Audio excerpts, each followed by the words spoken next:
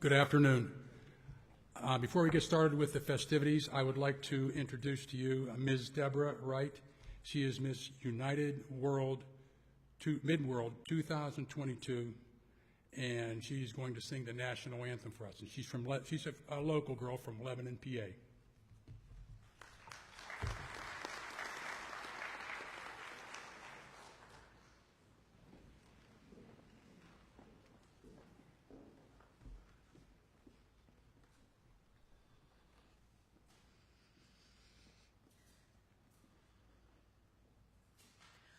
Oh, say, can you see by the dawn's early light what so proudly we held at the twilight's last gleaming, whose broad stripes and bright stars through the perilous fight o'er the ramparts we watched were so gallantly streaming, and the rockets red clear, the bombs bursting in air, gave proof through the night that our flag was still there. Oh, say does that star-spangled banner yet wave o'er the land of the free and the home of the brave?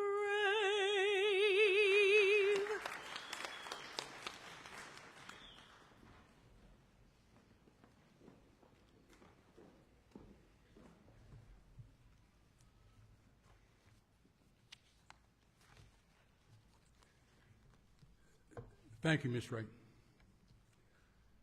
I would like to welcome our Hall of Famers, their families and friends, as well as President and members of the PSFCA Board of Directors. Today, we honor the very best high school football coaches in Pennsylvania and assure that their accomplishments will always be remembered. The coaches we induct today are among the winningest in Pennsylvania football. This is quite an accomplishment, but far more notable are the lives they have influenced during their careers. Their athletes not only excelled on the field, but went on to become men with courage, loyalty, and compassion. These characteristics were imprinted by the example of these 7 coaches. We are very proud of the coaches that teach and inspire success both on and off the field. Today, they will join an elite group of Pennsylvania coaches whose names appear on the back of today's program. Please accept the PSFCA's sincere congratulations and welcome to this prestigious fraternity. Thank you very much.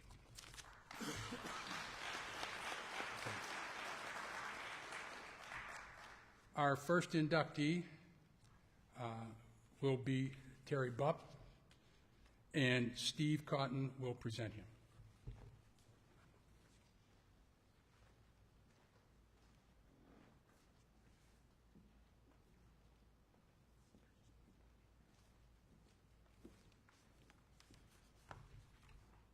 Thank you very much. The first thing I would like to do is offer congratulations to all the inductees. Congratulations, guys. Great job. I've known Terry Bupp since 1974. Terry and I coached together for 20 years. Terry began, or I should say, Terry went to York High, graduated in 1965. After graduation, he went to the University of Richmond. Following the University of Richmond in 1969, he enlisted in the Army. Following his stint in the Army, Terry began his teaching and coaching career at West York, teaching math and coaching football. Terry was an assistant football coach for 9 years and then the head coach for 24 years. Over that time, Terry accrued over 150 wins, 8 Coach of the Year honors, 8 league championships, 2 district championships, and 2 appearances in the state tournament. Terry was inducted into the York Hall of Fame because of his coaching achievements in 2001. As a football coach, Terry was excellent with X's and O's, game planning, clock management, making adjustments, doing all those things that need to be done to be successful. But the most important thing that Terry did was he always put his players in the best possible position to be successful. His relationship with his assistant coaches was exactly the same. Terry had a knack for understanding what the strengths of his assistant coaches were, and he was able to put them in a position where they could utilize those strengths in their coaching duties. And that was one of the key things to Terry's success. He worked very well with his assistant coaches. Terry was always calm and kept everything under control. Terry never panicked when things would get hectic during a ball game. Terry's demeanor was always the same, no matter what the situation was. Whether it was a Saturday morning scrimmage in August, whether it was a regular season game in September, or a playoff game in November or December, he never changed. He was always under control. Sometimes his assistants weren't, but Terry always was. He would always bring us back and keep us focused. Terry Buck has spent a career, a lifetime, of working with kids. Football is just part of what Terry did.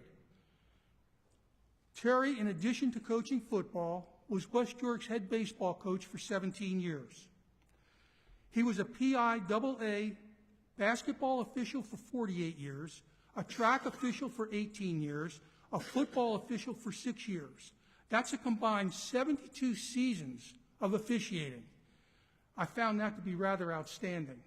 That was amazing to me. In addition to that, Terry was also an ASA softball umpire for 22 years. He coached American Legion Baseball for 10 years.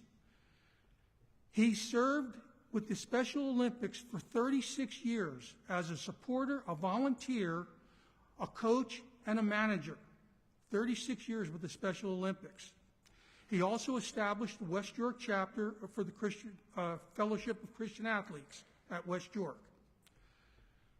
In his retirement, he served as a game manager for the athletic department at West York. So Terry served kids his entire career. But you can take those wins and losses, the accolades, all the honors, put those aside. Terry's true legacy was his career of being a role model and a mentor for his kids. Terry's focus was always on what was best for his kids and his students, his athletes and his students. Most important to Terry was that every one of his players would understand that he was an important part of the team. He was a valuable member of the team, no matter what his playing status was. Terry wanted that individual to know that he was important, that he was valuable, and that he was needed. At West York, most of our players were not going to play beyond high school. So at that final game, their senior year, when they took the pads off, that was it. Terry realized that. He and I talked about often how football is not a lifetime sport. Terry wanted to make sure when those kids left his program that they would take with them the idea, the pride, that they were a valuable member of their high school football team. And that's something they could have with them for the rest of their lives.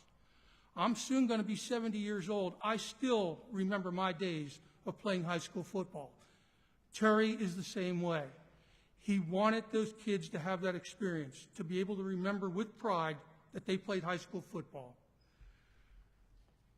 There's a quote that I've seen that says that football may not be a lifetime sport, but high school football is a once-in-a-lifetime experience.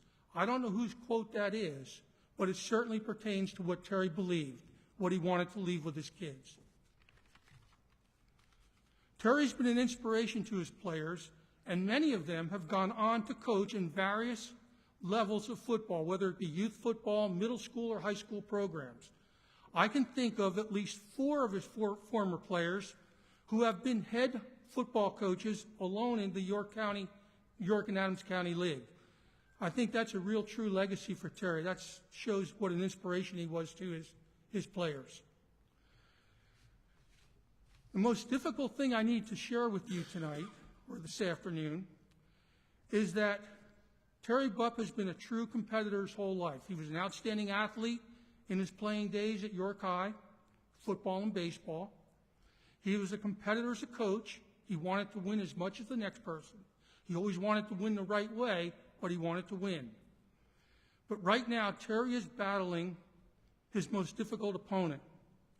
He is dealing with a significant cognitive decline as a result of dementia.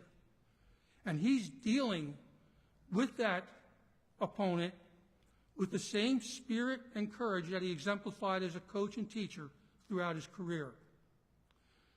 Given that, it is my honor to present Terry Bupp for induction into Pennsylvania Scholastic Football Coaches Association Hall of Fame. Terry?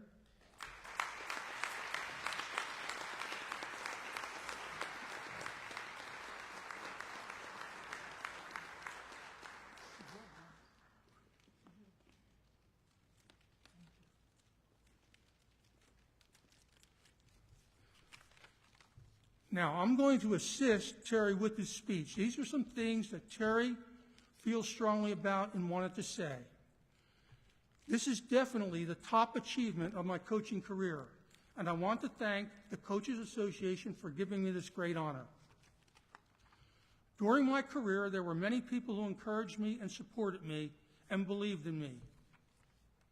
First and foremost, I'd like to thank all of my assistant coaches. They are the best. Next, I especially want to thank all the young men I was honored to coach and to thank all those who worked with our football program. Also, I'd like to give a huge thank you to the entire Bulldog community. And Terry wants to finish it up. Go ahead, Terry. I'd like to thank my wife, Kathy, and my children, Troy, Trent, and Tracy, my biggest fans. Again, I am truly honored. Go Bulldogs.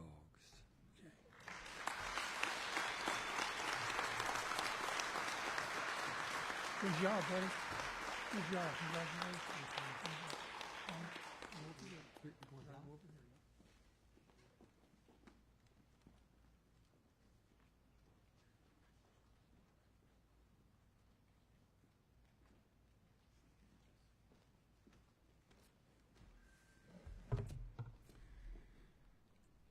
Our next inductee will be Rick Pennypacker, and he will be presented to you by Bill Hawthorne.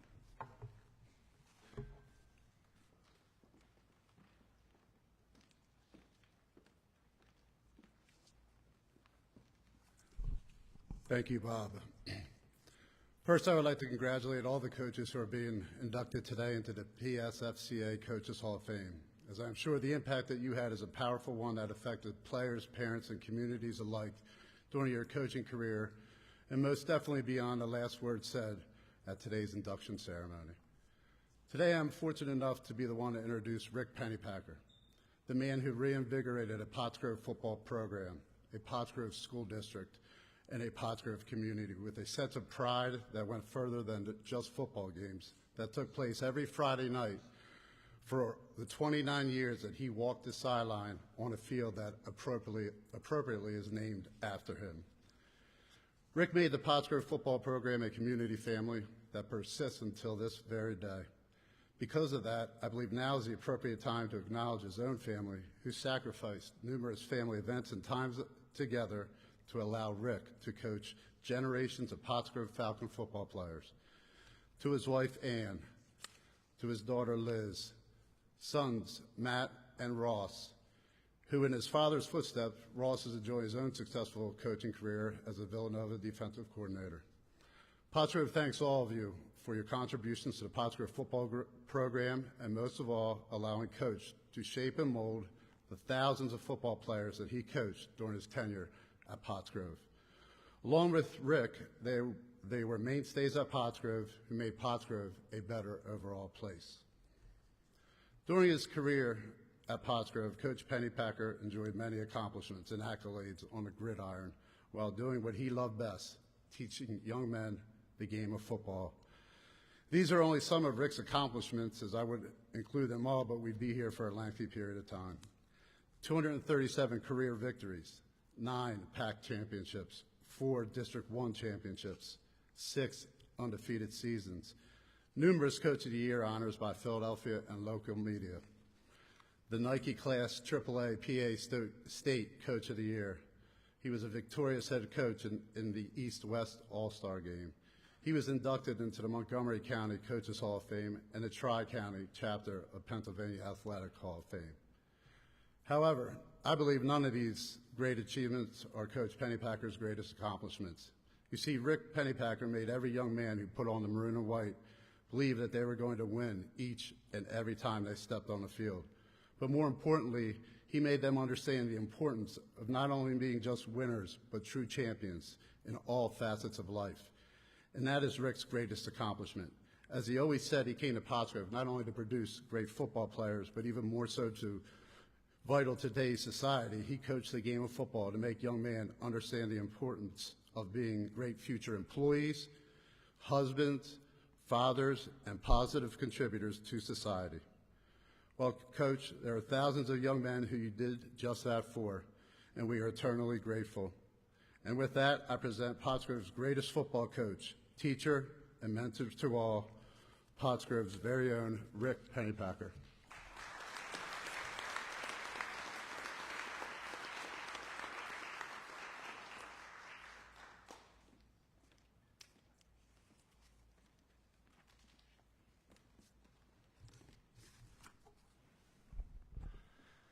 Thank you very much, Billy.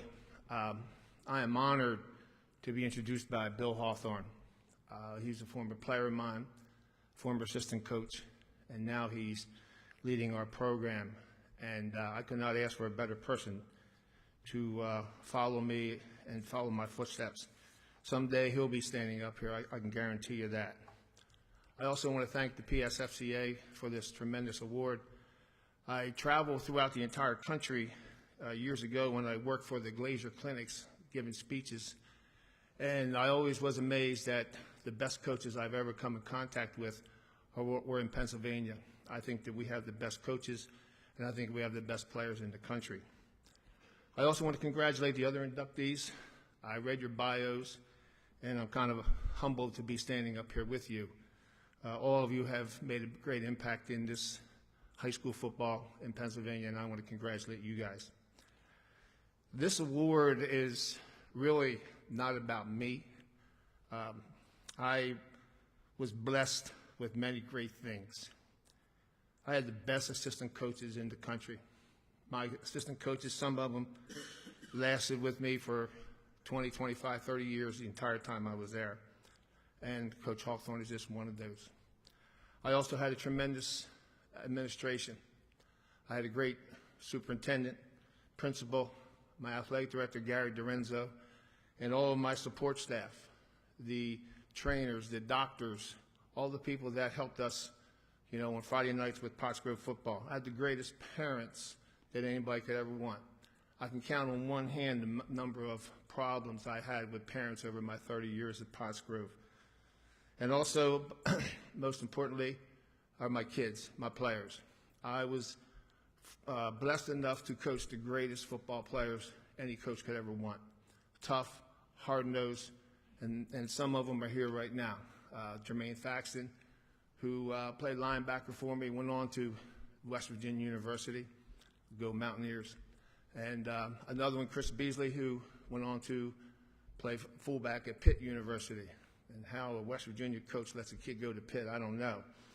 But, they're just two of the of the tremendous athletes I was able to coach. And they'll tell you I was not easy to be around. Sometimes I let my emotions get in the way, but those guys are tough, hard-nosed kids, and I thank every one of them from the bottom of my heart. Every coach has great players.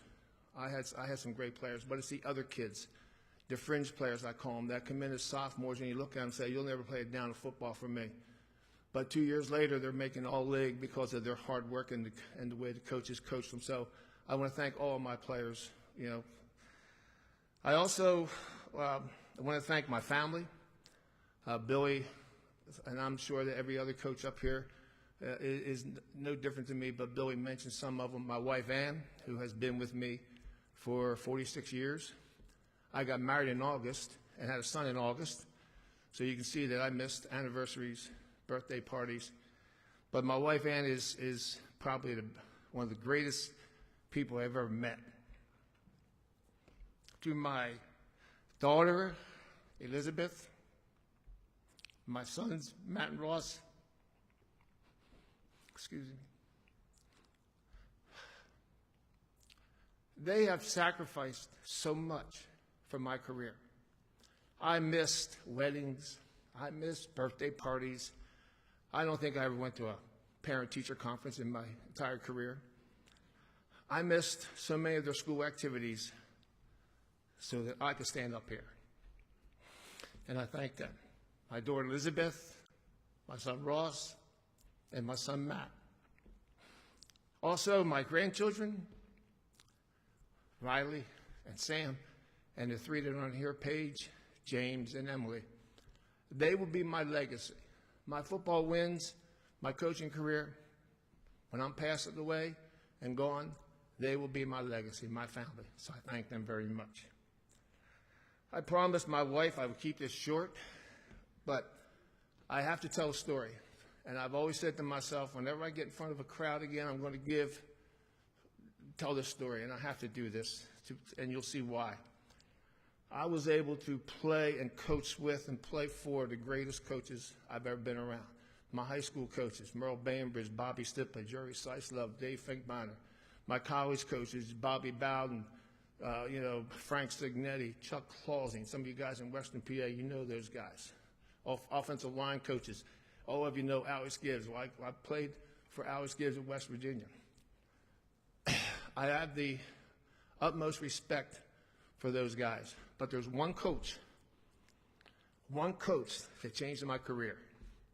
And some of you coaches out there probably know what I'm talking about when you are working your tail off. I was 25 years old, head coach in a school in in Virginia. And at the age of 25 years old, I thought I knew it all. And we just failed. 5-5, 4-6, 3-7, 3-7. After 6 years of coaching, I come in to my wife and I said, I don't think I'm cut out for this. And she looked at me and said, you're going to tell me now, 30 years late, we're 30 years old and we have 3 kids and you're going to tell me you want to change careers? So I resigned, and that same year I went on to coach at a place called James Wood High School in Winchester, Virginia. Now I coached for a man named Dick Harmison. Coach Harmison coached at William & Mary with Bobby Ross, Lou Holtz, Marv Levy. He coached at VMI with Bill Stewart, who eventually went to West Virginia University and was head coach there. And my first day with Coach Harmison, he said, you're the defense coordinator, learn this 50-shade defense. So I learned it, and 3 weeks later we had our first game. And after our first game, we came home, and we put the VCR in the machine, and I could not believe that we're going to watch a game and I have to wait till Sunday the films come back. But we watched that film, and as we were watching that film, I'm there going, man, what's that kid doing? He's in a 7 technique. He's getting blocked down. He's using his wrong arm. I'm just like every other coach. I am ranting and raving and going crazy about this. So about 10 minutes later, Coach Harmison flips the lights. Everyone, goodbye. See you Sunday afternoon for our coaches meeting. I jumped up in my locker. He said, Rick, you stay. So I sat down there. He says, I want you to go to the board. I want you to put your defense up there, your front 7. So I put them up there. And he says, no, tell me something about every one of those kids up there. I said, well, I remember their names. I'm not going to use them. But I said, this kid, number 87, he is 5'10", 185 pounds. He has great technique, pursues to the football, rushes the quarterback well, sometimes gets bad pursuit angles. Tell me something about your nose guard. 6'2", 230, can be a two-gap player, doesn't stunt real well, doesn't slant real well, blah, blah, blah. So I went through the whole 7 of them, and it took me about 25 minutes. And he says, now tell me something about every kid outside football. And I couldn't do it. I said, I think this one kid drives a Mustang. He said, do you know that that boy's mom has breast cancer? Do you know that this kid's dad passed away last year and that he has to get up every day at 4:30 in the morning to work on the farm before he goes to school? He said, do you know that this kid's father used to teach here at James Wood High School and passed away in the phys ed office 2 years ago? And his son's got to come into the school every day and see that? And I knew nothing about those kids, nothing. And he looked at me and he says, understand one thing. Before kids care to listen, they listen to see if you care. That 2 years later, I came to Pottsgrove, and that is what I made sure was my mission. I didn't care about statistics. I didn't care about, I cared about wins and losses, that's my job. But I really cared more about kids.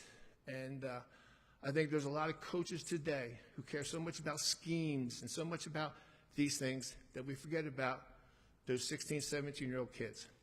So I thank the PSCA. I thank you all for attending. I thank my family again.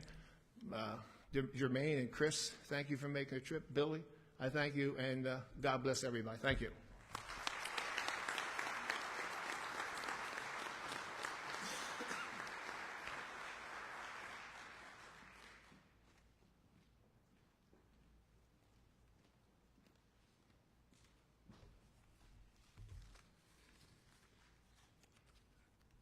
Our next inductee will be Rick Taylor, and he will be presented by his daughter, Hope Taylor Scott, and his son, Eric Taylor.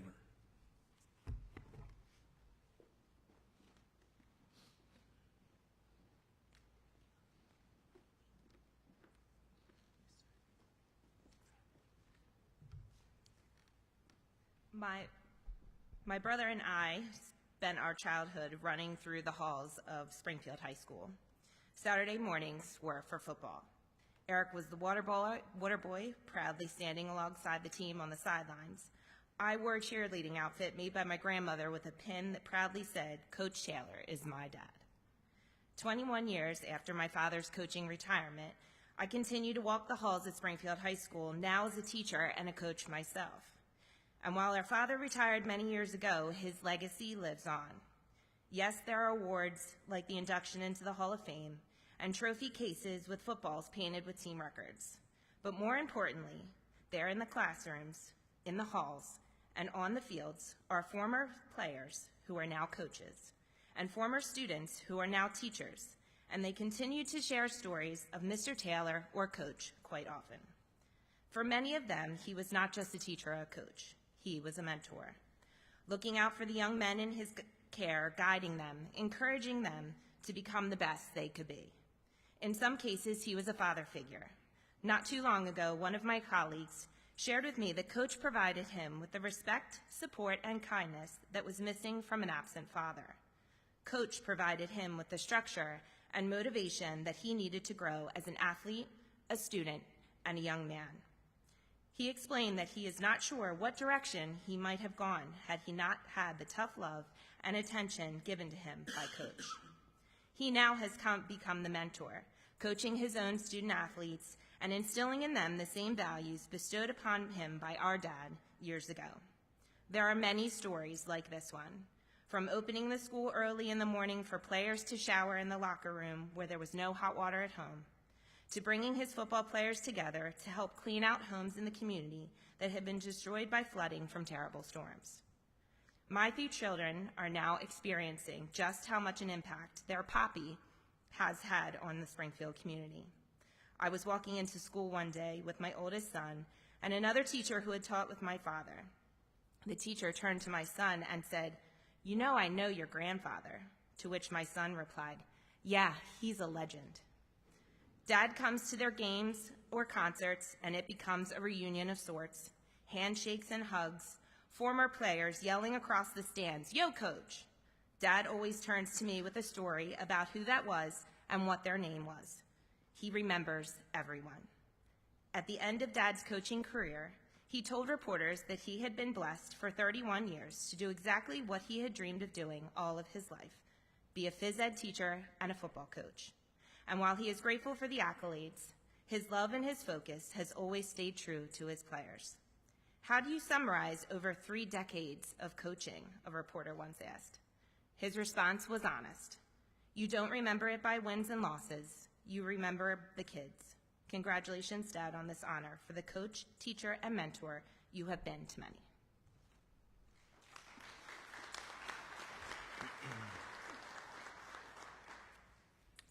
Nice job, Hope. Thought I'd let you go first. First, I want to congratulate all the inductees today. What an honor. Thank you to the PSFCA for bestowing this award on my father. Special shout out to Brett Stover, who came to me a couple years ago and said, "Hey, what do you think about putting your dad up for nomination?" I thought that's great.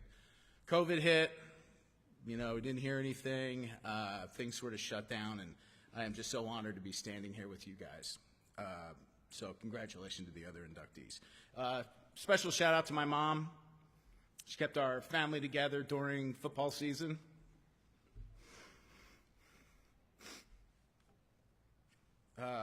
It's pretty much come August, and it's, hey, we'll see you Thanksgiving.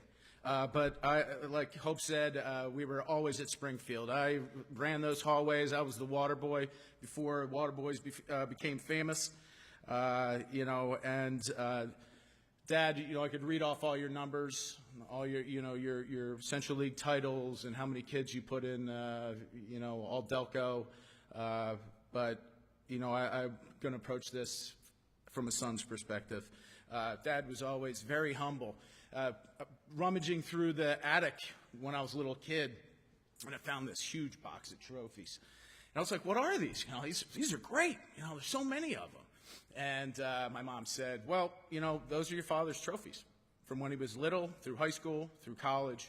And he never wanted you to, he never wanted those out in the open to make you feel like you had to reach any certain bar." And that's the kind of guy he was. He was in it for other people. He started coaching at Springfield Delco, I think head coach in 78. I was or 81 maybe. I think I was 10 years old. And so my grandfather would come over, my dad's dad would come over, he'd pick me up every morning, and Saturday mornings, and we would go out to breakfast and hang out, and then we would go to the Springfield games. They played Saturday mornings, no lights, so everything was Saturday mornings. And I'd get there with my grandfather, and we would walk right to the visitor stands, and that's where we would sit. And after a while, a couple games, I said to him, "Poppy, I don't know if you're aware or not, but we've been sitting in the visiting stands for 4 weeks now." And he said to me, "I know." He said, "I can't sit in those home stands and listen to people belittle the kids and the team and your father." So slowly, Dad instilled a culture at Springfield. And one day, we got there Saturday morning, and we sat in the home stands. And we sat there for the rest of that career, something that was really important to me. I went to Haverford High School, which was right around the corner from Springfield. We played in the Central League together. Again, I love Springfield, but I was conflicted because I was playing football at Haverford. And it was my senior year. And, of course, Springfield is loaded that year. 1989. They eventually go 11-0.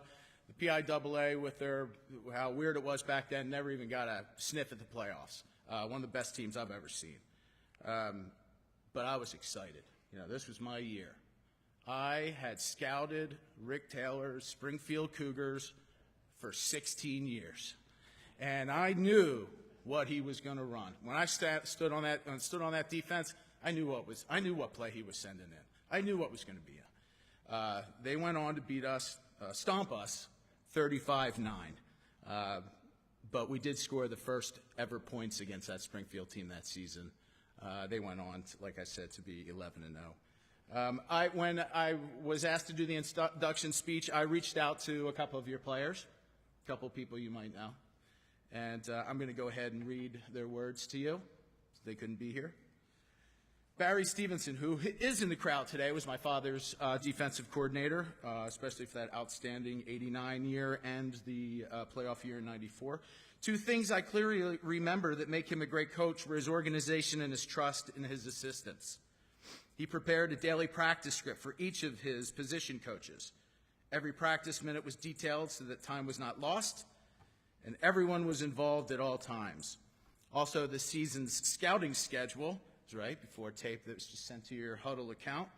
Your season scouting schedule was handed out during preseason. Assistants were assigned particular teams to scout, and Rick trusted that the reports were accurate enough to game plan appropriately. As his defensive coordinator, I felt his trust as he handed over the reins of the defense to me. He never interfered during a game or questioned any of the plans or calls that I made. That was Barry, reserved for the people up in the stands. And not too many head coaches completely turn over that much responsibility. One other, Chris Fox, class of 1994. The 1993 season was a tough one, even though we had some amazingly talented players, Pat Kane and Marty Brown, to name two. We were riddled with injuries, and the Central League was stacked. We finished 4-6. As the 1994 season approached, I had to talk with Coach Taylor personally. I was down and questioning my role in the team. Coach Taylor assured me that not only was I his quarterback, but that I would be expected to be a team leader. From day one of football camp that summer, it was clear that we had something special. Everyone had learned from the struggles of the 93 season, and once success started with the trust and confidence that the coaches instilled in us, I was proud to be part of a team that gave Coach Taylor his second Central League title in 6 years. Now, even though almost 30 years have passed, I look back at that fall so fondly. We created a brotherhood that will last a lifetime, and we have Coach Taylor and his staff to thank for those experiences and memories. Congratulations, Coach Taylor. And then the last one I'd like to share comes from Dan Dudrick. He was 92, I believe. Playing football at Springfield for Rick, I remember wondering what the heck happens behind those coaches' room doors. Having that question answered has been one of my favorite sets of experiences. One day I was playing for Rick, and what seemed the next day, I was sitting at his dining room table. He was handing me a playbook with a coach's binder. I still have them both. The 80s style label maker used to affix each coach's name as his favorite detail. Rick taught me many meanings of the phrase, "It ain't about the X's and O's, it's about the Jimmies and Joes." Rick taught me many meanings of Rick Taylor has been my coach, my boss, my mentor. Coach Taylor has been a second father to me. And I've always known him to care about me that way. But most of all, Rick Taylor has been my friend. Rick invited me to watch him, ask questions, and learn from him, not just about football, but in every aspect of life. Coaching for Rick and with his son Eric helped me learn to balance being a coach and a dad, and so that those roles do not steal from one another, but make us better at both. I am the luckiest player Rick ever coached because of how much of his knowledge and experience he has shared with me. Thank you and congratulations, Coach. So, congratulations, Dad. Much deserved, a lot of hard work, a lot of time, and we love you.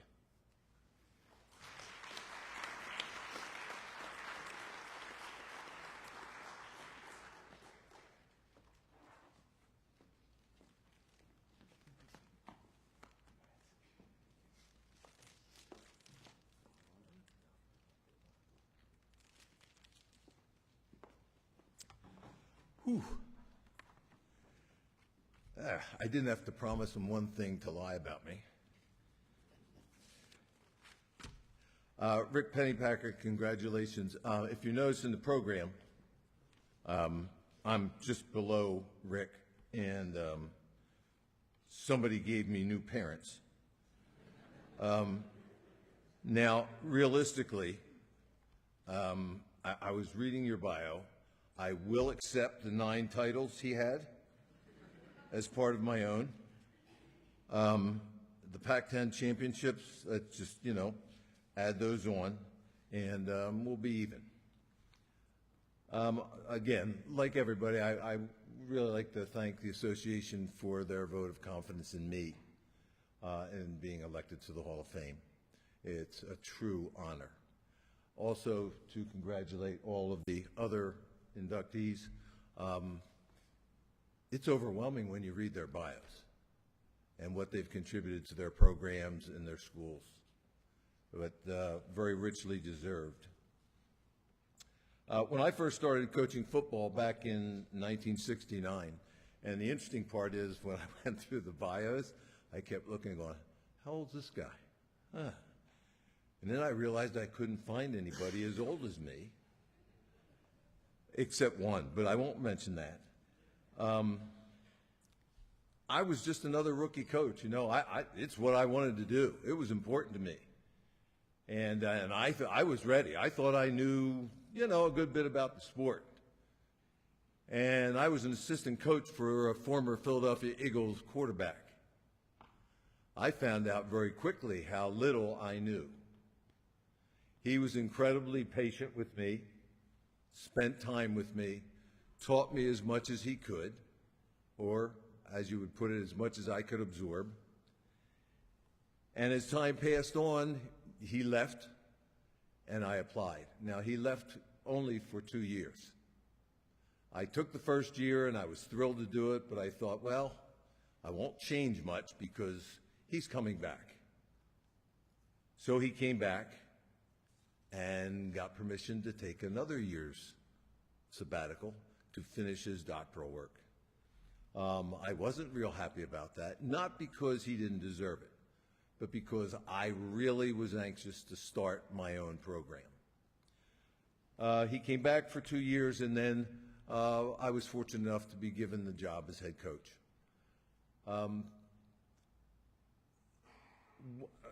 Record-wise, my son mentioned our championship team in '94 and Chris Fox.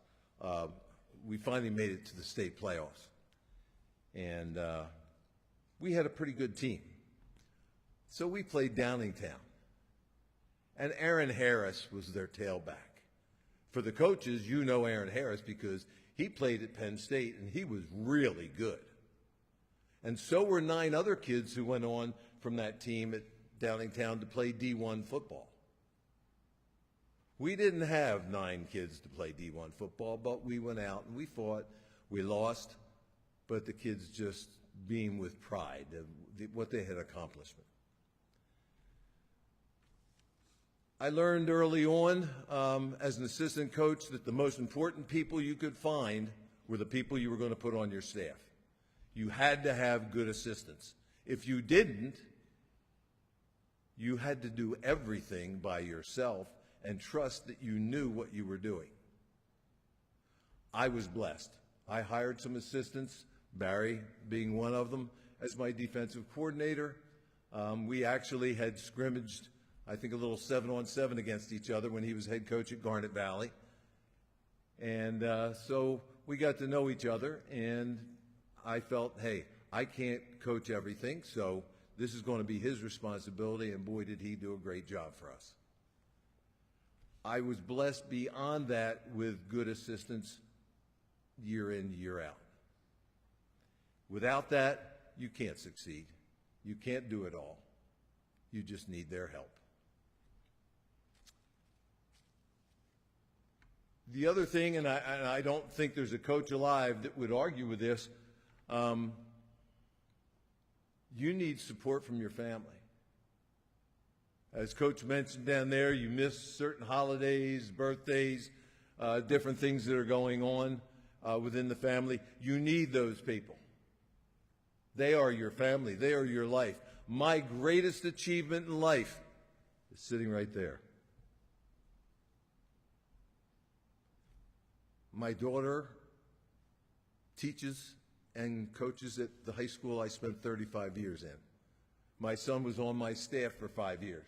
He was the men's lacrosse coach at the University of Georgia, and he called me one day and said, I need to come home. And I said, really? He said, yeah. He said, they don't pay anything unless you're coaching football, and I'm really poor. And I said, well, he said, could I be on your staff? I said, sure. However, I don't have any openings, but I will hire you. But I can't pay you because I don't have any openings. But I'll talk to the boosters and see what they can do. They came through, and they picked up a little bit of the slack.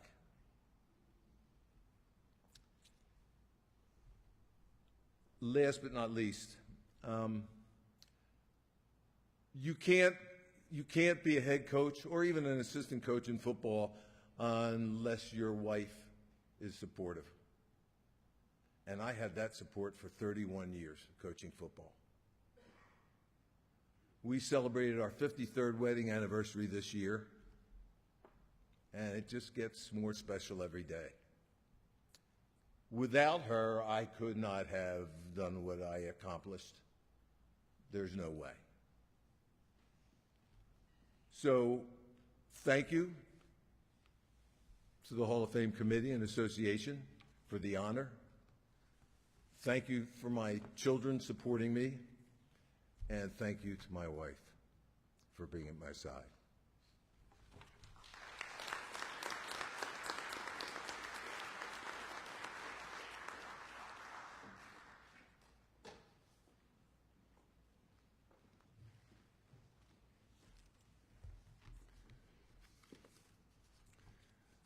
Our next inductee will be Mick Vecchio, and he will be presented by Jeff Lang.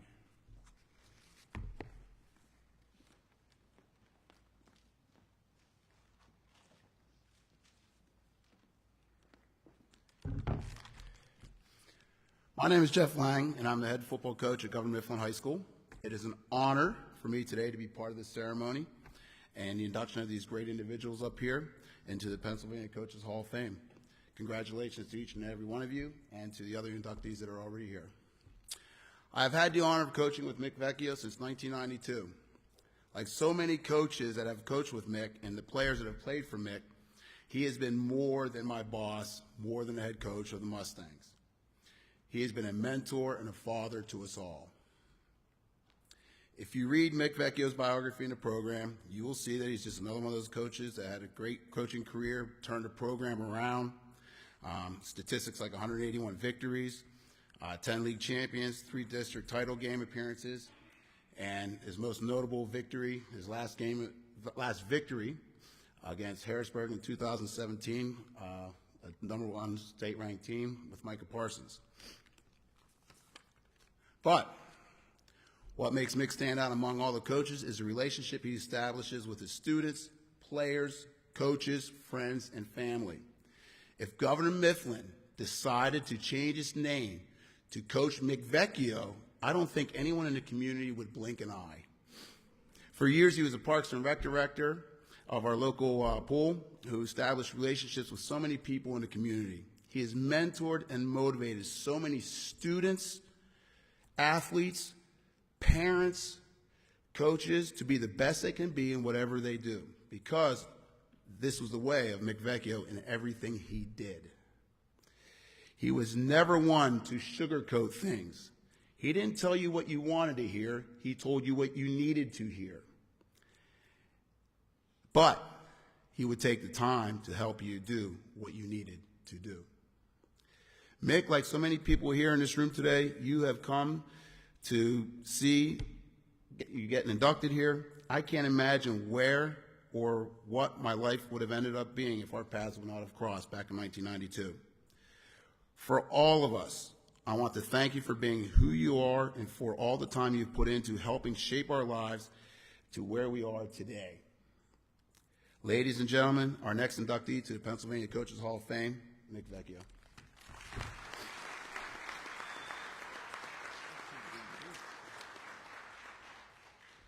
I want to thank the committee for choosing me for this great honor. It really is beyond my wildest dreams. First person I have to thank is my wife, Chris. We've been married for 49 and a half years. Thank you. I know I deserve a medal for that. Thank you very much. The reality of it is, those who know our family know it is exactly the opposite. But to give you an idea of our relationship, am I too loud here? To give you an idea about our relationship, when things were going a little difficult at the beginning of my head coaching career, Chris and I are out in the garage one day having a little bit of a kidding argument, and she looked at me straight in the eye and she pointed her finger and she said, "Look, I married you for better or for worse, but not 1 in 10.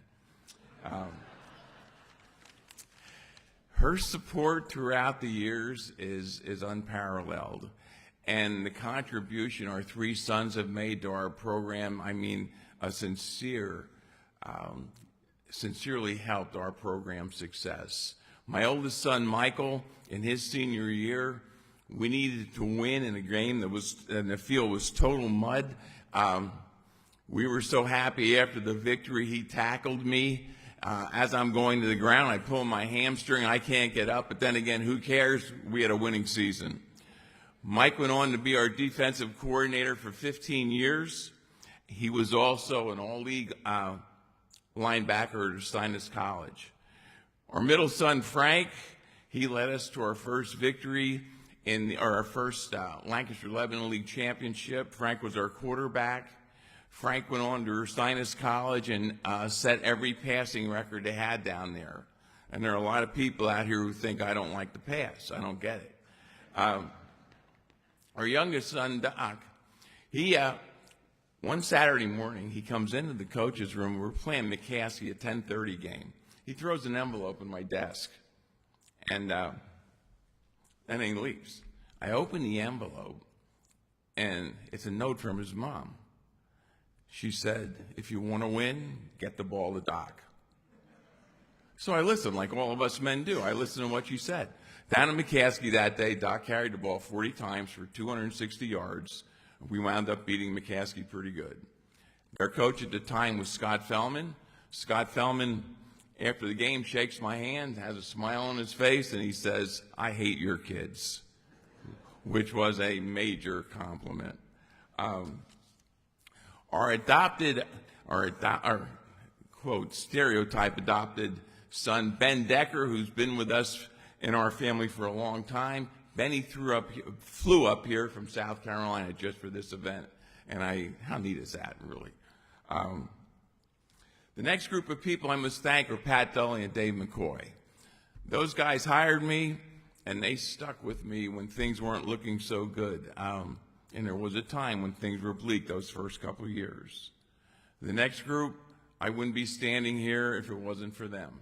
The assistant coaches, as Jeff mentioned, throughout our career together, Jeff Lang, T.J. Miller, John Moyko, Jan Johnson, Pat Sisk, George Schmidt, Brandon Orndorff, Todd Hafer, and Trevor Hess.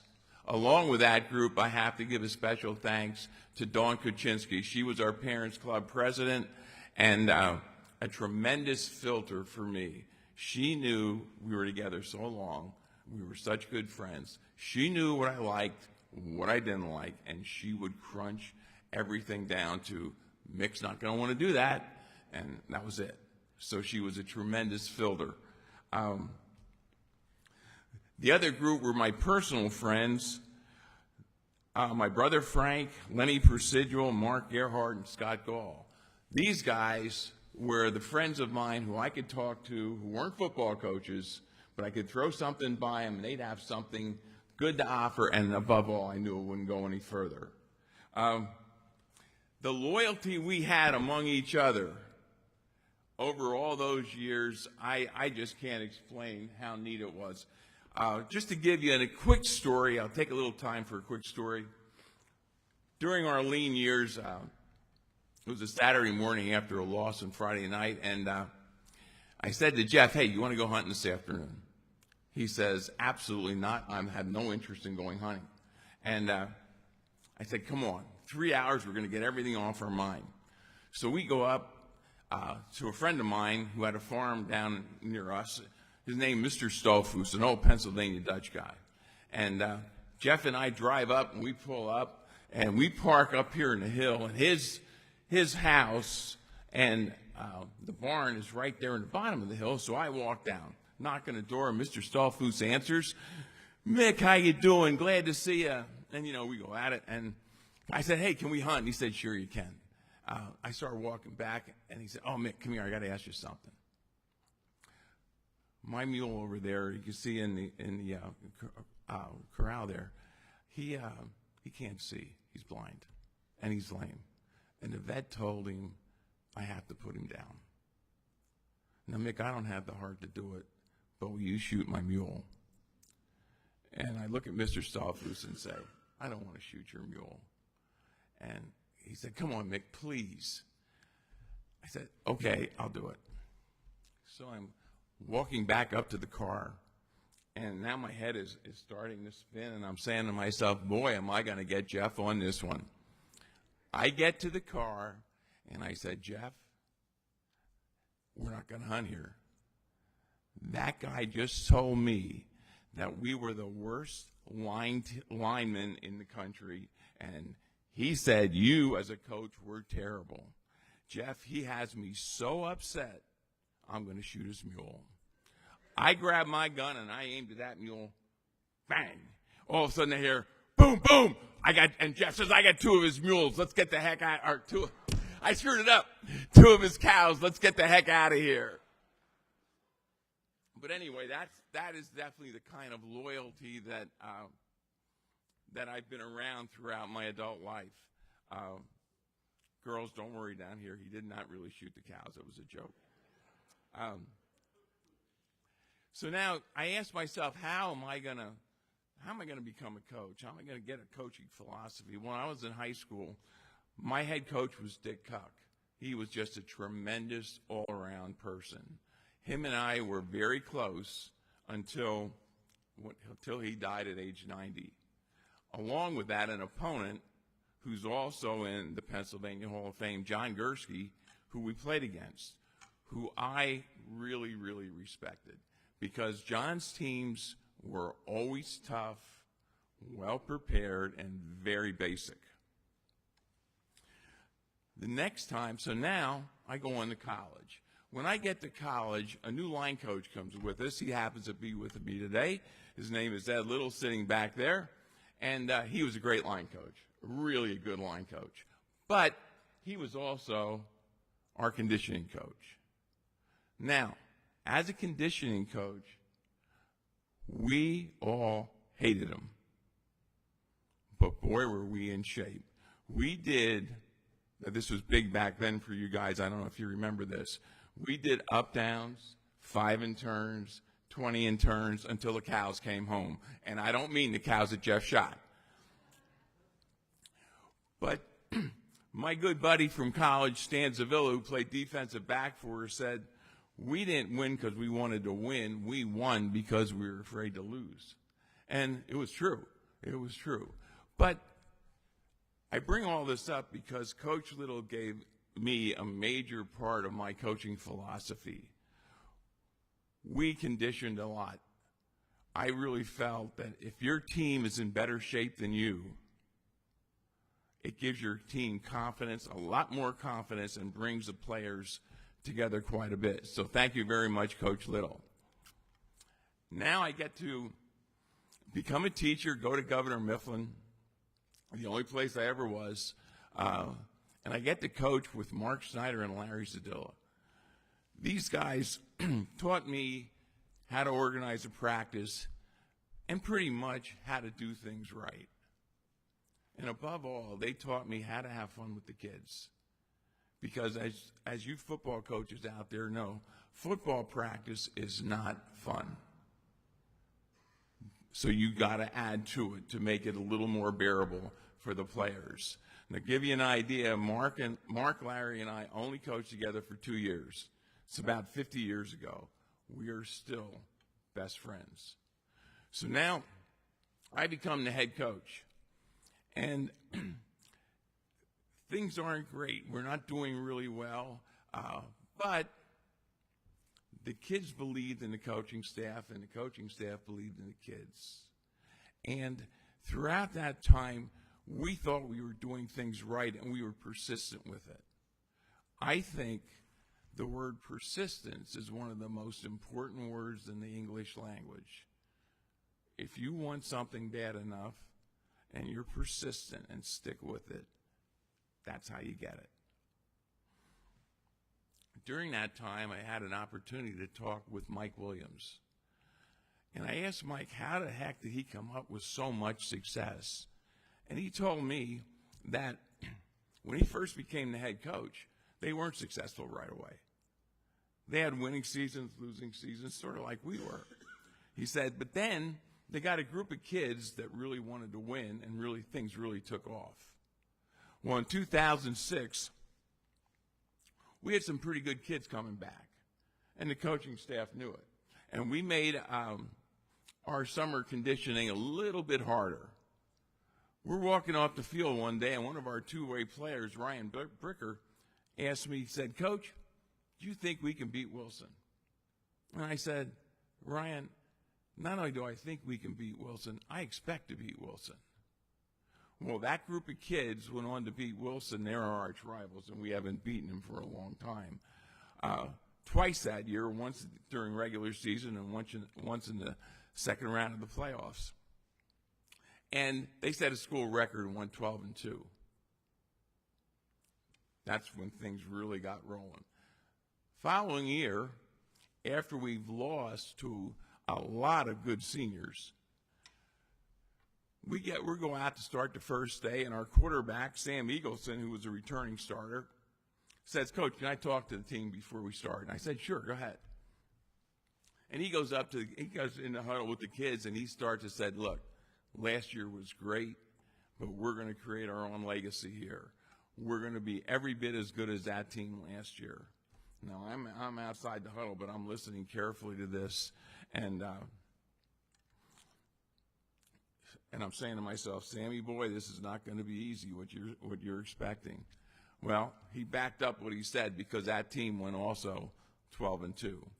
Then for the next 10 years, we averaged about 10 wins a year, which was really something, because I have to go back a little bit and say that a lot of people never thought we could win at Governor Mifflin, and those groups of kids totally proved them wrong.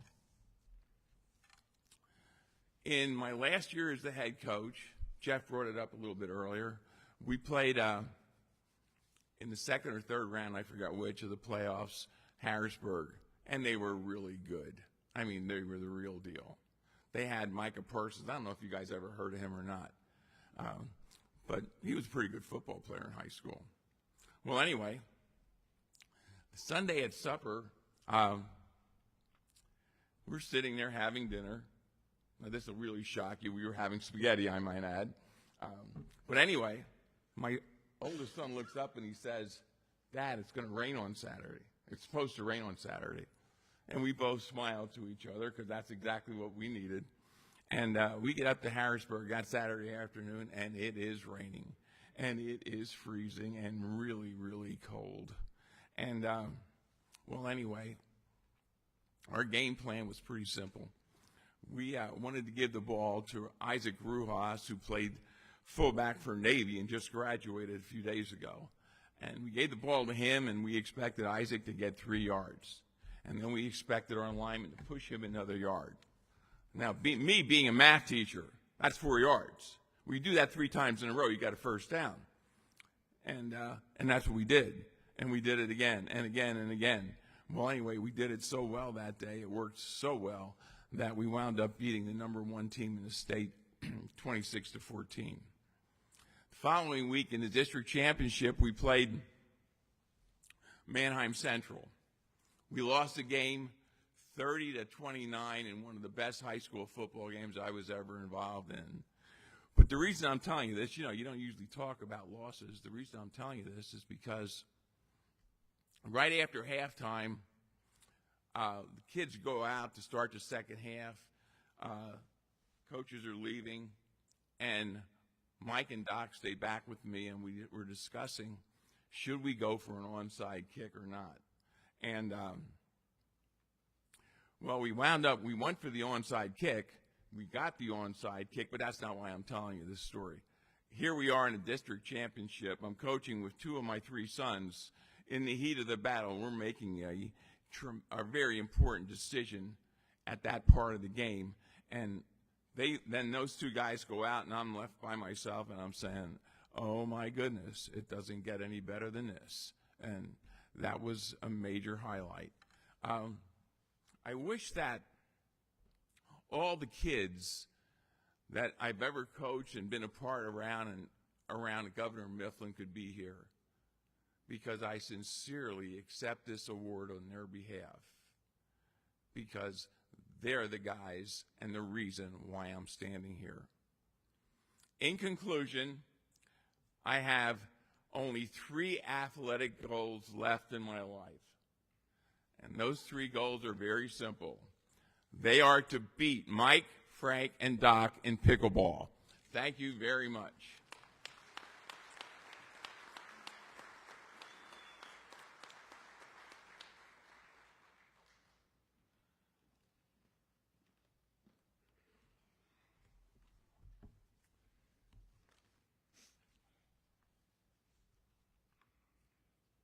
Our next inductee will be Terry Wasilchak. Accepting for him will be his son Jeff, and being presented by his son Terry.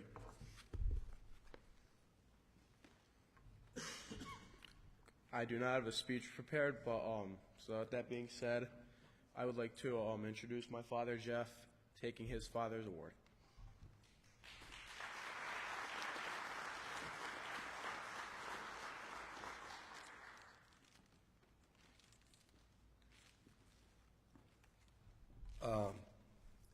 It's an awful lot to ask a 16-year-old to come up and do that unprepared. So, his grandfather would be very proud of him to do that. He has his grandfather's namesake, Jerry, and I'm the eldest child, so I get the job of doing the speech and the talking. If my dad were here, he'd have a whole lot of things to say.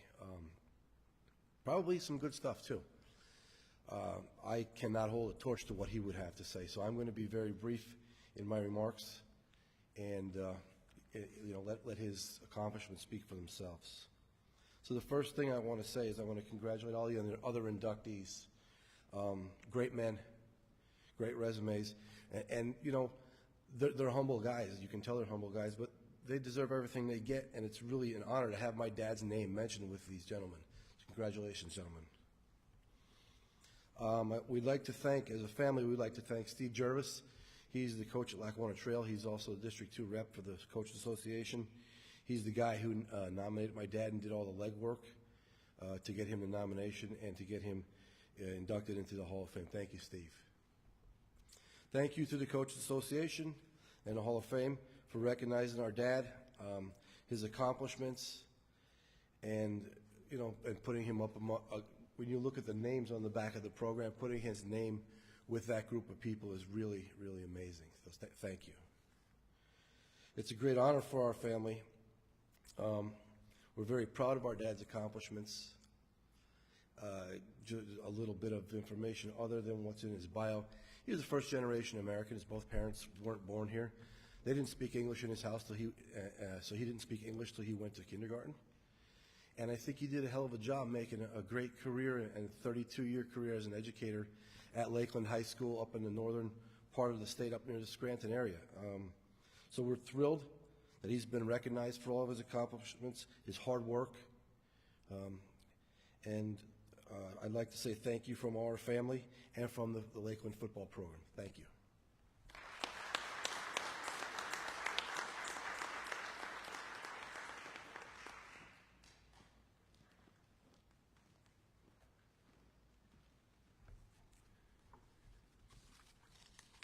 Our next inductee will be Tom Nola, and he will be presented by one of his ex-players, Capri Thompson.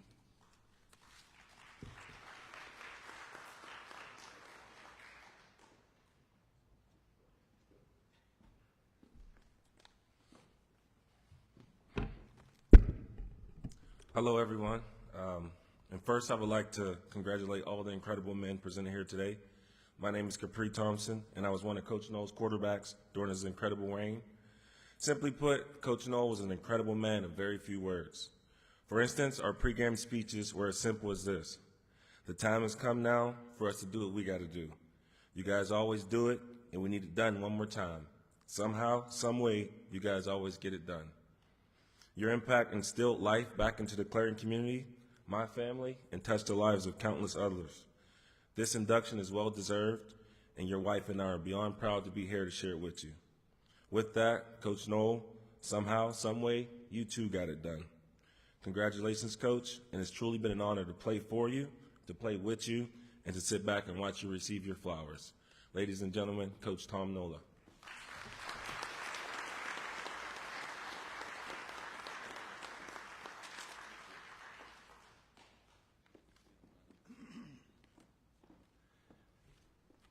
First of all, how about this guy?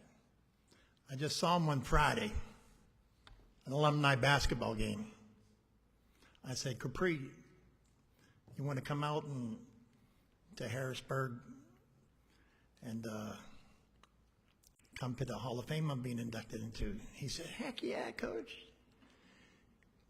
Without notice, came in today, and I didn't have anybody to introduce me, so I said, Capri, you want to do it? Yeah, Coach, sure. I am so proud of all my players. Capri, I'll say some things later about him, but what an outstanding young man. I, too, would like to congratulate all the award winners. Such an honor. I'd like to thank the association and the committee for making me one of the awardees this year. It's so humbling an honor, and I'm so proud.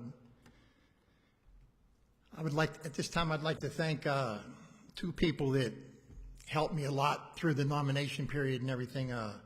Mr. Bill Priatko and Mr. Jim Dunn.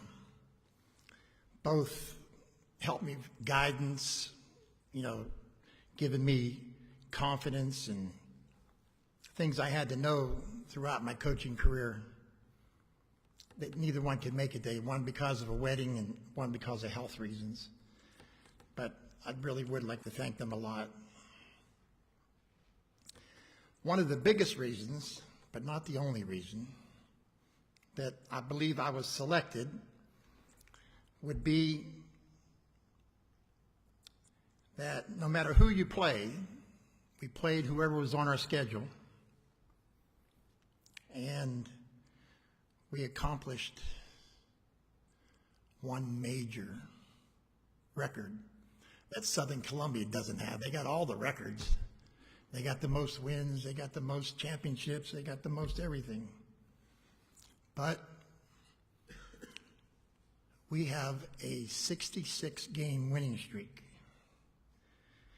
66 times in a row, our players came through for us. And it's always about us. It was never about me. It's about the players, really. 66. Southern Columbia was at 64. And so now I have two favorite teams. I have the Clairton Bears, who are my favorite team, but I also have the Wyomissing Spartans, who defeated Southern Columbia when they had 64.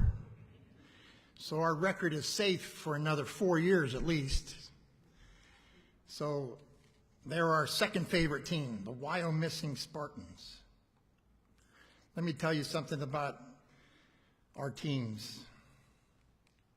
Oh, one more thing about Southern Columbia. I don't know if he's here or not, but Coach Roth has every record in the books. We might be one of few, if any, who holds a winning record against him. We're 1-0 against Southern Columbia.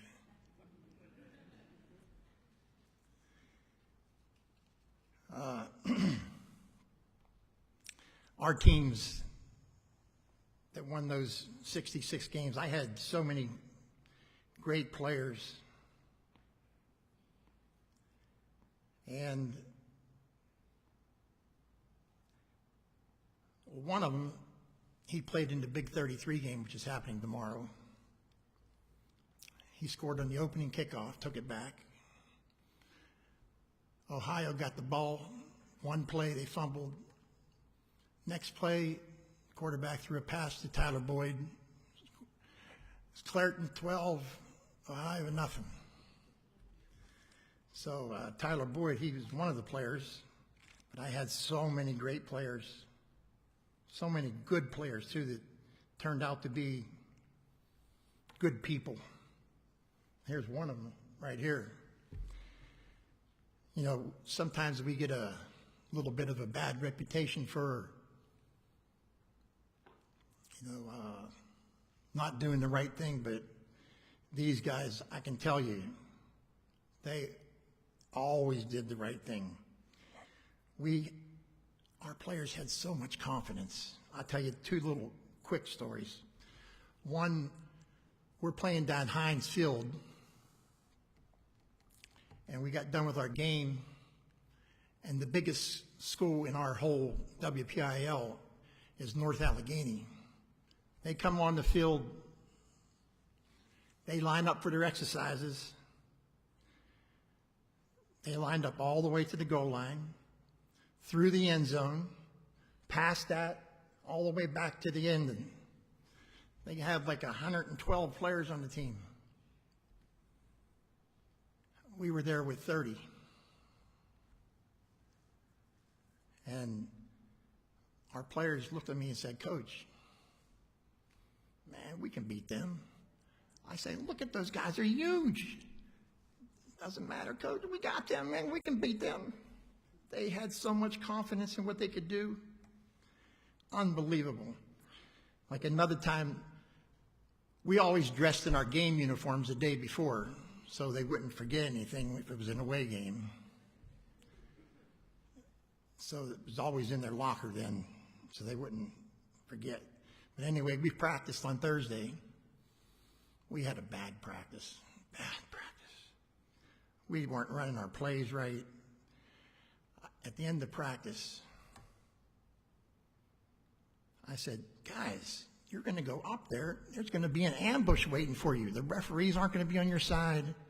I said, "You play like you're practicing today. You're not going to win."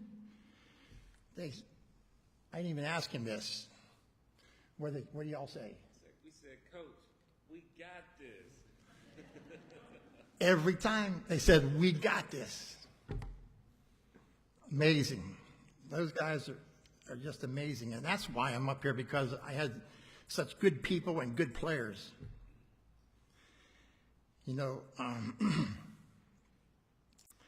Those good players, I had good assistant coaches like everybody else has said, and we just made it happen. We had pride in the community. We really, and I always told them, it's something that you'll never forget your lifetime, that what you did 66 games in a row, 4 state championships in a row, you'll be telling your kids, your grandkids, and you'll never be forgotten in that community. Never, ever. The names will never be forgotten, what you did. I am so proud of them. And here's another thing that Capri will also vouch for. Another thing I'm very proud of is, I don't know if any of you else did this, but Capri, during this 66-game winning streak, and really before that and after that, I am so proud that I never had to use a cuss word, not once. Never, nothing slipped, never. As a football coach who coached a winning team and won a lot of games, I never had to use a cuss word, even though the players did. But true or not? That's true. 100% true. Never had a, what was my 2 favorite words? Darn it and sugar. Darn it and sugar. Never had to use a cuss word, even though I might have wanted to. But that's the biggest reason why I'm here, because those players were such good players. They've gone on to make good for themselves. I have another story about Capri. It was the end of his junior year, maybe. He said, Coach, why don't we expand on our offense a little bit? My answer then was, are we winning? He said, yeah, that's a good reason. So the next year, he comes back and says, Coach, I understand why you don't expand on your offense. I don't know if the guys could handle it, but he could handle it for sure. That's why he wanted to expand on it. But he's such one of the more intelligent players we had, maybe the most intelligent player we had. He's so good. He quarterbacked the team that beat Southern Columbia, right? Yeah. But again, and the last few things are, during my coaching time, which was such a great time, my administration, the faculty at Clairton, they were always behind me. Maybe not some of the fans,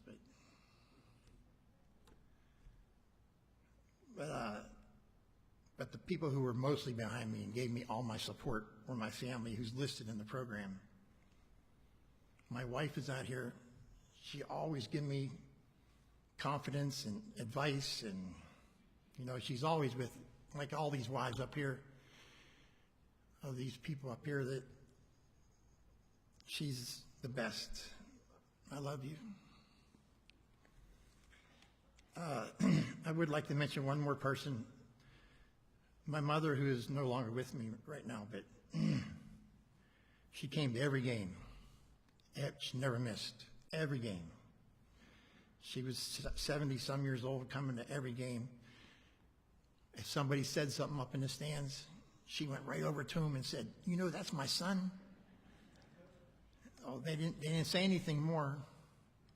She was so proud of me, and now I'm so proud of her.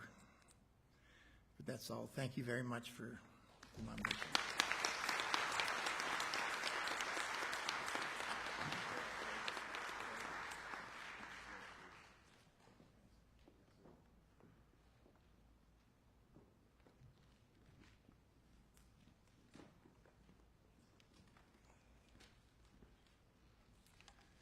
Our last inductee is Pat Monroe. A little bit of a story about Pat. I have a text message here on my phone, and Pat sent it to me, and he gave me explicit directions. He wanted me to introduce him, and he said, all you got to do is say this. This is Pat Monroe, and he's not a jerk. And those were his explicit directions. But I can't believe anyone, whoever knew Pat, would ever think anything like that about him. I've known Pat for about 25 years, not only as a rival head coach, but one of his assistants, but as a friend, a true friend. Pat was the head coach at Duquesne High School for 15 years. His team at Duquesne won a PIAA championship in 1993 and was runner-up in 2005. Pat was hired at South Allegheny High School and coached them to their first playoff appearance in 26 years. Again, as I said, I knew Pat as a head coach and as one of his assistants, and it still bothers me to this day. I'm 0-2 against Pat. He beat me at Duquesne, and he beat me at South Allegheny, both schools. Okay, but when I retired from Peabody High School in 2009, Pat asked me if I would come over and help him at South Allegheny, and I went home and talked to my wife, and she said, why don't you do that? Just get out of the house and go do something, get away from me, and don't bother me anymore. So I did. And this is where I really got to know Pat as a coach. He made me feel from the very first day that I was always supposed to be there.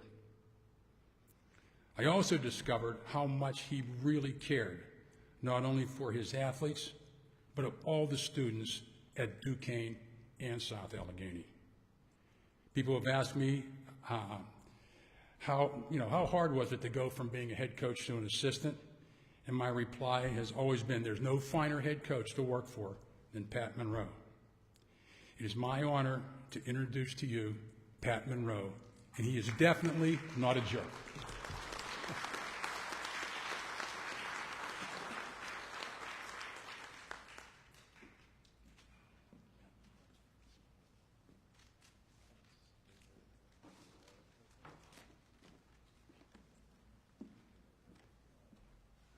Good afternoon. Thank you so much to Bob. He's one of those individuals that, and I thank him for the kind words, but he represents all that's good in our profession in coaching, and I'm so thankful that he accepted my invitation to come and join me on the sideline for those years.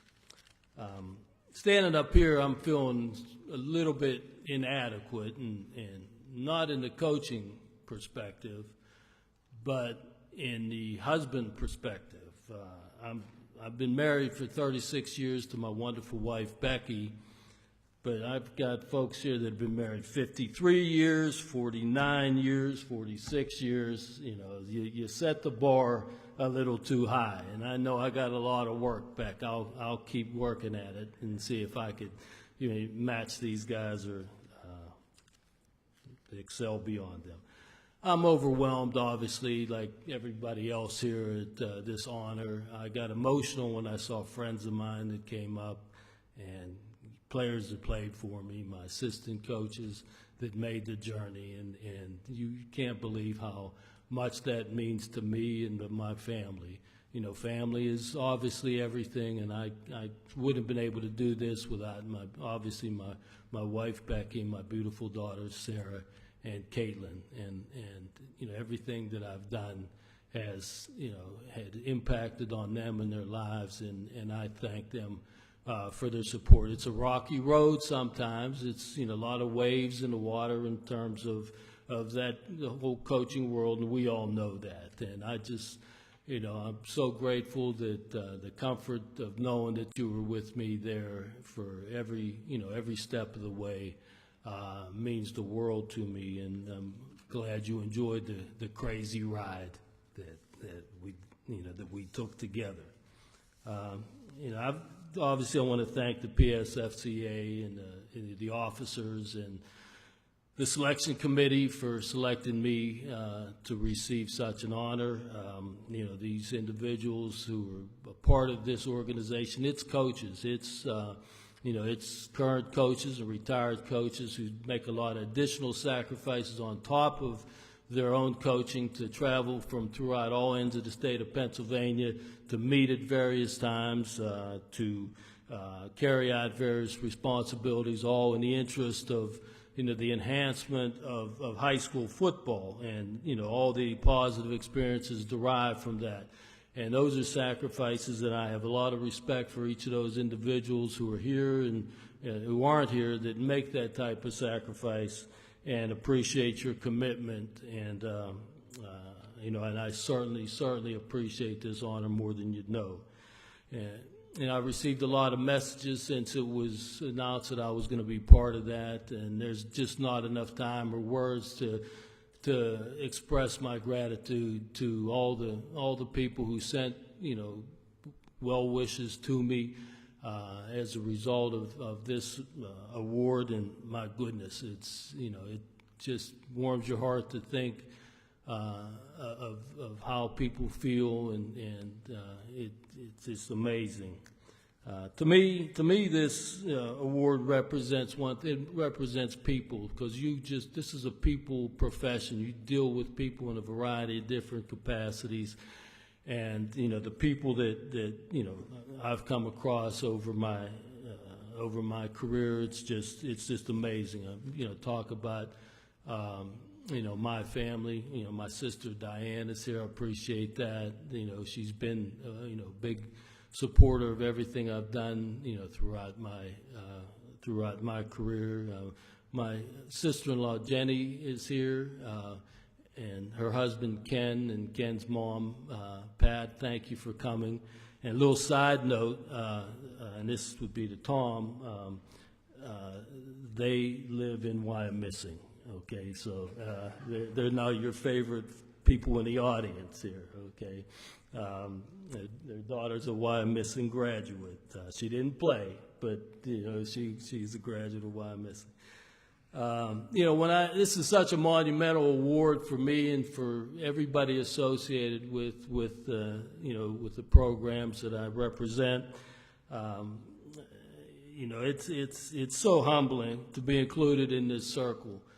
Back in the Pittsburgh area, that's where we're from. Back in the Pittsburgh area, there's 3 rivers. You probably know that. They named the stadium Three River Stadium at one point. So there's 3 rivers, and one of those rivers is called the Monongahela River. It's my favorite of the 3 rivers because that's where I'm from. But along that river, coming out of Pittsburgh, are all industrial towns, industrial cities, boroughs, or whatever.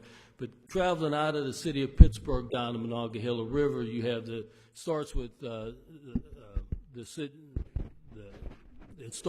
borough of Homestead, and then there's Rankin, and then there's Braddock, and then Duquesne, and past Duquesne is McKeesport, and then you have Dravosburg, Glassport, Clairton, and it goes all the way out to Monessen.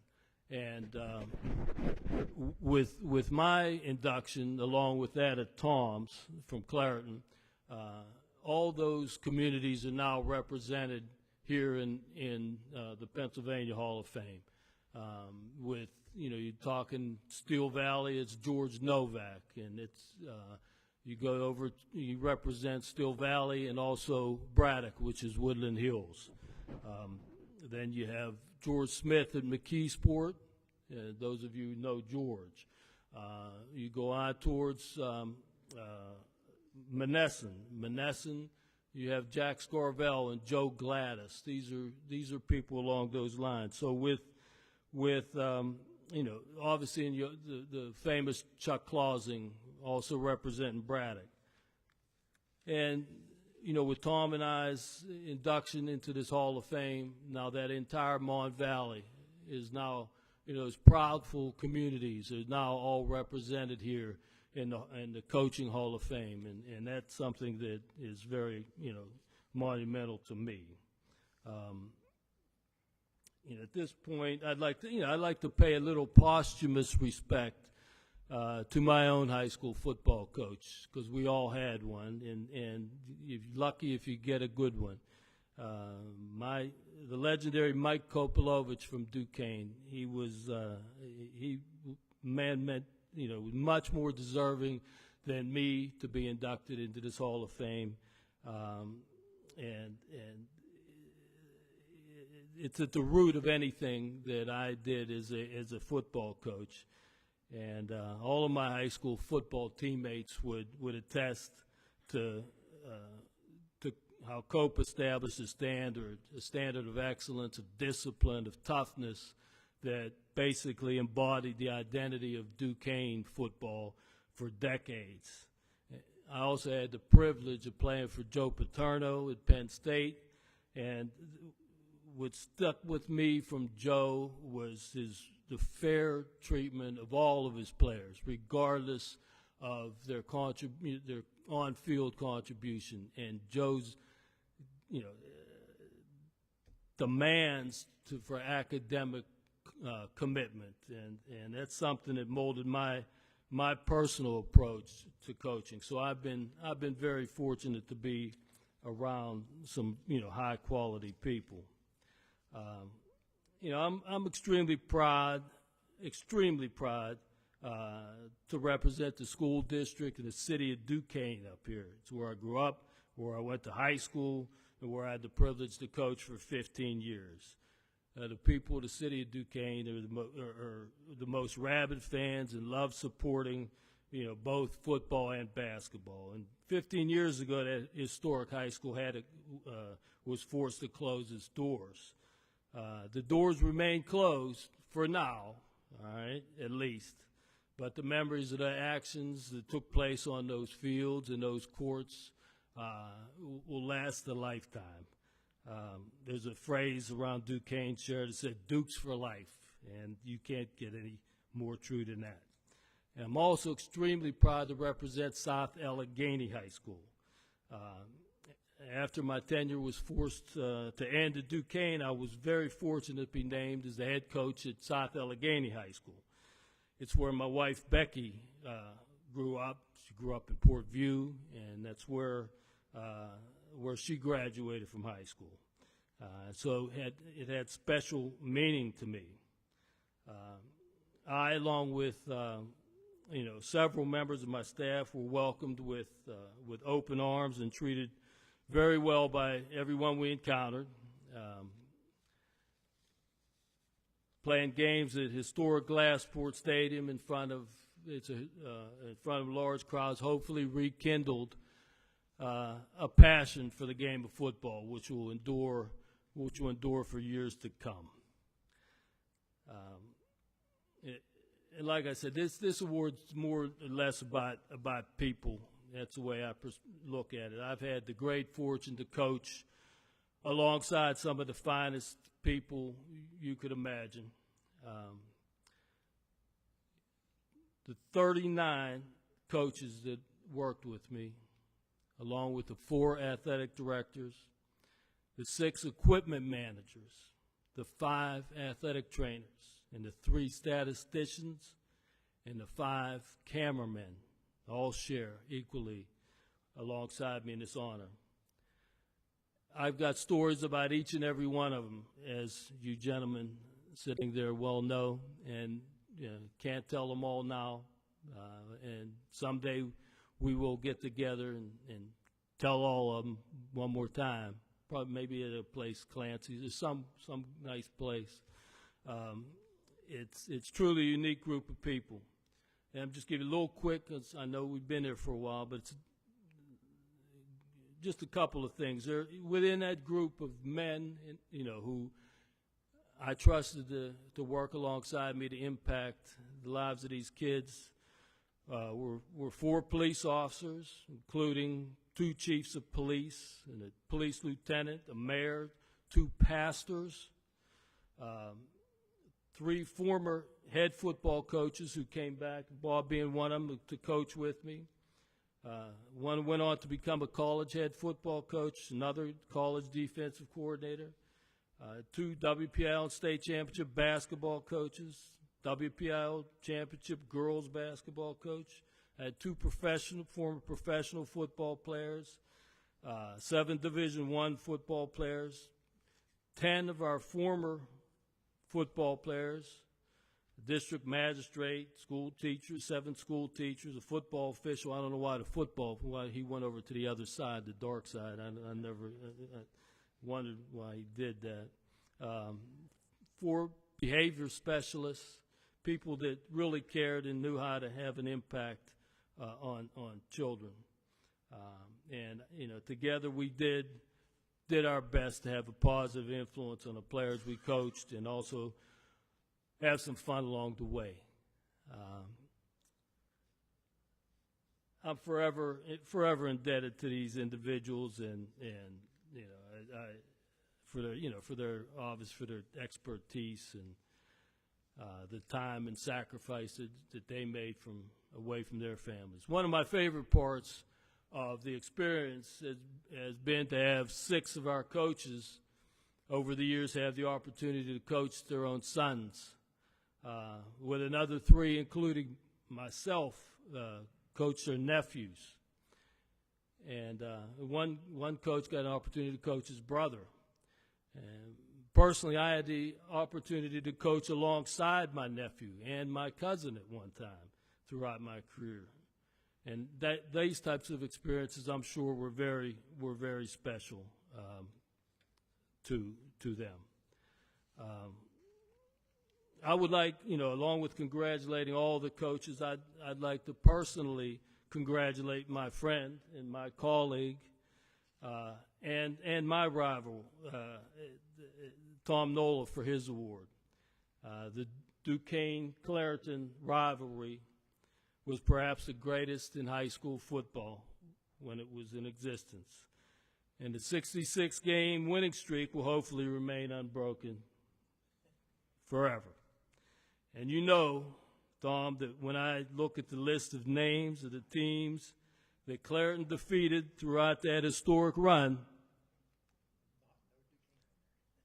no, I didn't say that, you said it, that I was very, very impressed. Finally, I would like to address the young men and young women, that's true, who played for me. When I say young, all right, some of you are in your late 40s, and so that happens to all of us someday. That's why I'm wearing these. I had the privilege to serve as the head coach for 347 uniquely different individuals. I did my best to treat each and every one of you with respect and dignity, with my goal being for you to reach your own individual potential, not only on the field, but also in your life. I hope that you found the time you spent and the sacrifices that you made to be worthwhile and fulfilling. And I thank each and every one of you because, as Coach said earlier, you are what truly made this day possible for me. Again, I want to thank the committee and everybody associated with this honor for me, and it's something that I'll obviously never forget. I want to thank, again, the last time for my family, and I've got former players, coaches. My coach Ira Collins was with me the entirety of my career, from the very first year, every year, all the way up through the end. And he was with me long. Well, my wife's been with me in the coaching profession for the entire time. My oldest daughter, Sarah, was with me for the whole time. Caitlin wasn't born until I was already coaching 3 years. So Ira's been there. So it goes, Becky was 1, Sarah's 2, Ira's 3, and then Caitlin's 4. Sorry, Kate, but Ira one-upped you on that one. And I have Wade Brown here with me, who was the center on my very first team. And tell a quick story about Wade. We're playing Monessen, ironically, because I'll get to that. We're playing Monessen, the second game of the season, third game of the season, I think. And Wade's the center, and he came over to me, and in the middle of the game, and said I was running a play, an off guard type of play, and I was calling it one particular way, and Wade comes over to me and says, "Coach, I think if we run it here, it's going to be successful." And I said, okay, Wade, we'll give it a shot. And I ran the play, and true story, it went for an 80-yard touchdown. Bam, like that, to the late Sean Taylor. He ran it for 80 yards. And we beat Monessen that day. We beat them handily, and they were a good team. Jack Scarvell's team. And ironically, Wade, after his playing career was done and he went on to Robert Morris University, then was in the Army for a while, has done some phenomenal things at Duquesne, resurrecting the youth programs, and coached with me, was an equipment manager with me.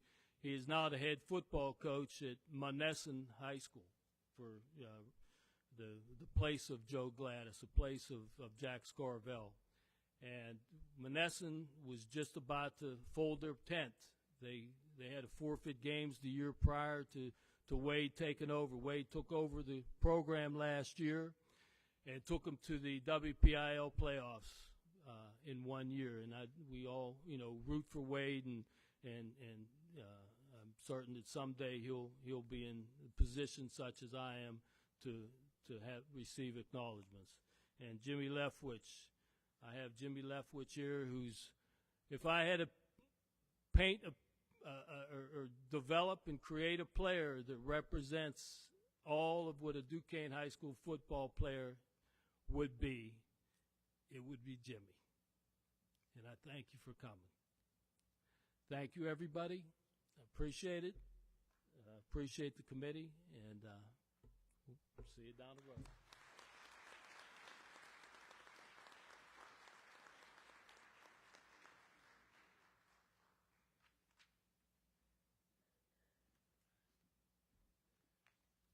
Pat says we all get old, and I need these also.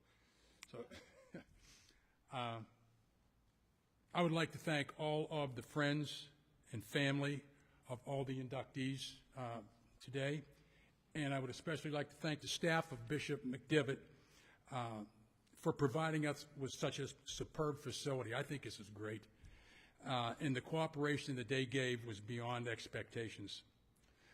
All of this year's inductees' names will be added to the wall of fame in Beaver Stadium before this year's football season, so that if you do have a chance to get up to Beaver Stadium to see a Penn State game, you will see your names enshrined on the wall up there. Okay.